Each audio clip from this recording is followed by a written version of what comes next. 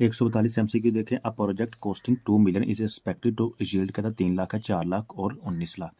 2 billion invest करता है जिसमें उसको पहले साल 3 लाख आता है, दूसरे साल 4 लाख और तीसरे साल 19 लाख रिटर्न होता है eight the end of each next 3 year, अगले 3 सालों के लिए। IRR हम लोगों ने फाइंड करना है। IRR हमारे पास क्या होता है? IRR बेसिकली करता है internal rate of return. Internal rate of return होता है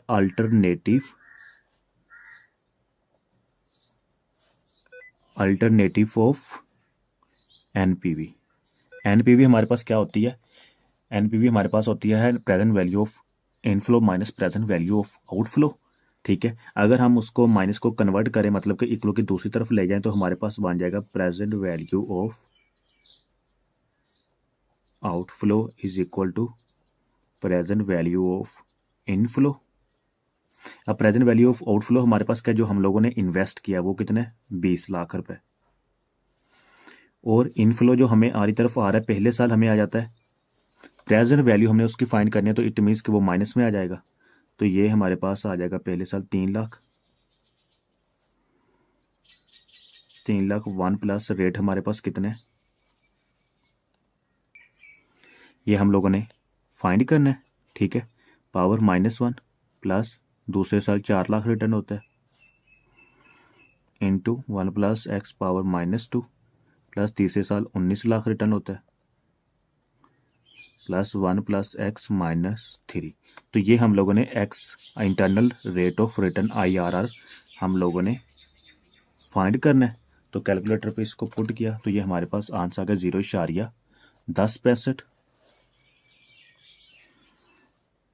0.10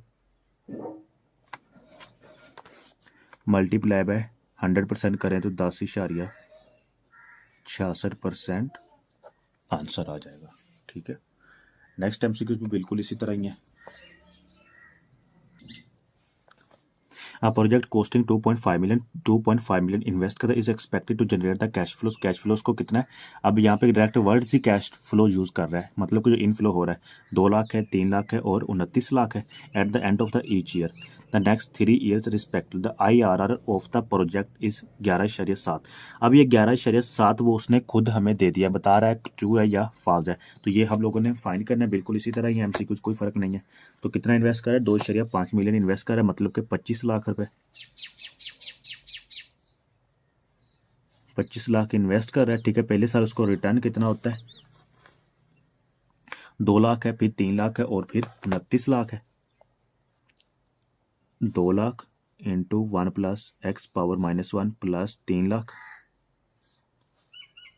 into 1 plus x power -2 plus 29 lakh 1 plus x power -3। Calculator पे सॉल्व करते हैं, IRR हमारे पास आ जाएगा, ये हमारे पास आंसर है 0.1170।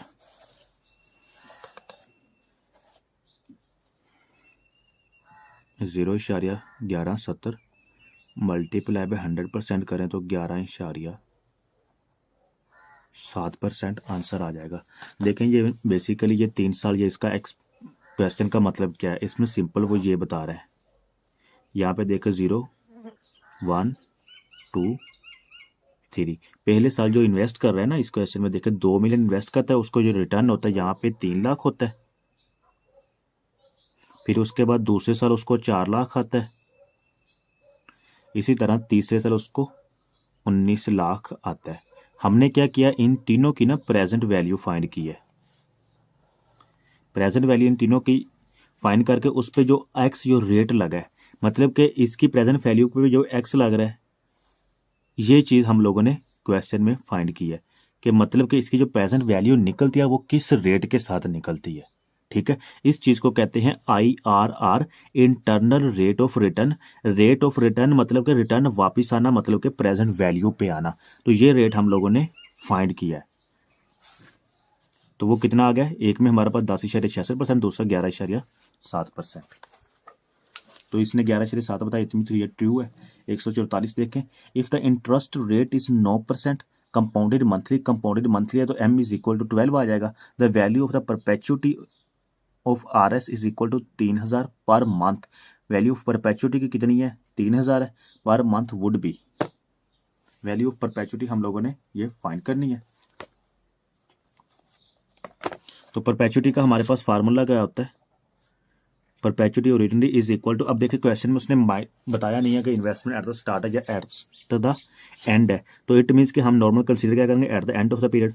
तो value of perpetuity is equal to R over R, अगर एम गिवन हो, मतलब अब इसमें मंथ है, एम इज इक्वल टू 12 है, तो आर ओवर एम कर देते हैं, ठीक है। तो इसको थोड़ा सा आसानी के लिए हम ये भी तो कर सकते हैं, आर, ये जो ओवर है इसको ऊपर ले जाते हैं, multiply by M divided by R, ठीक है। डायरेक्ट इस तरह भी सॉल्व कर सकते हैं, कोई इशू नहीं है, इस तरह भी सॉल्व कर लें जैसे आपको बेहतर लगे। तो वैल्यू ऑफ परपेचुटी हमारे पास 3000 है, रेट हमारे पास 9% है, 3000 मल्टीप्लाई बाय एम कितना है 12 है, और रेट हमारे पास 9% है, 12 तिया 36,000 डिवाइडेड बाय 9%,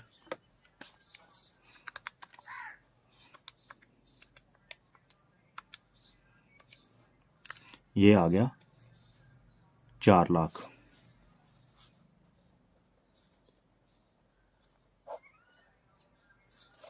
एमसीक्यू हमारे पास 145 है, Rashid has the saving 3.6 million, Rashid के पास सेविंग कितनी 3.6 million, where has the Sajjad has the saving 5.4 million, Sajjad के पास सेविंग है 5.4 million. If the Rashid invest his saving at the rate of 9% compounded quarterly, M is equal to हमारा 4 आ जाएगा राशिद का, and Sajjad invest 7% compounded annually, in how many years would the value of the Rashid's saving exceed that of Sajjad saving, Rashid की जो saving है ना वो सजाद की सेविंग से ज़्यादा हो जाएगी, ये चीज़ हम लोगों ने फाइंड करनी है।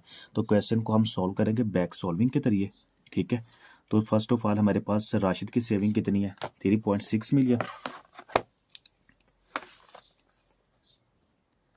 राशिद की सेविंग 3.6 मिलियन है, और रेट 9% है, एम इज इक्वल टू 4 आ जाएगा, और सजाद की सेविंग कितनी है 5.4 मिलियन है, और रेट इसका कितना है 7% कंपाउंडेड एनुअली है। तो हम इसकी फ्यूचर वैल्यू फाइंड कर लेते हैं। फ्यूचर वैल्यू का फार्मूला क्या होता है हमारे पास, P into 1 plus R power N, P मेरे पास कितना है 3.6 इंटू 1 प्लस आर कितना है 9% डिवाइडेड बाय एम, एम कितना है 4, 4 मल्टीप्लाई। अब यहाँ पे ईयर्स हम लोगों ने बताना, लेट बी सपोज मैं यहाँ पे ऑप्शन बी रख लेता हूँ, मेरे पास बी ऑप्शन है 14 ईयर्स, मतलब मैं 14 सालों बाद इसकी वैल्यू फाइंड करता हूँ कितनी बनती है। तो कैलकुलेटर पे सॉल्व करते हैं, ये मेरे पास 14 साल बाद इसकी वैल्यू आ गई 12.51 मिलियन।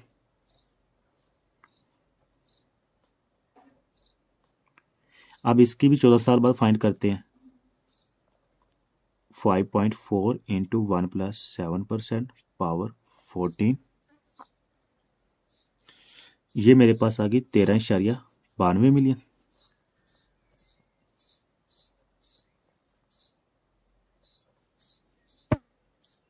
अब यहाँ पे देखें 14 साल बाद भी ना जो राशिद की सेविंग है वो 12 मिलियन है, और सजाद की सेविंग 13 मिलियन है। तो हमने बताना है कि कितने साल बाद राशिद की सेविंग इंक्रीज हो जाएगी।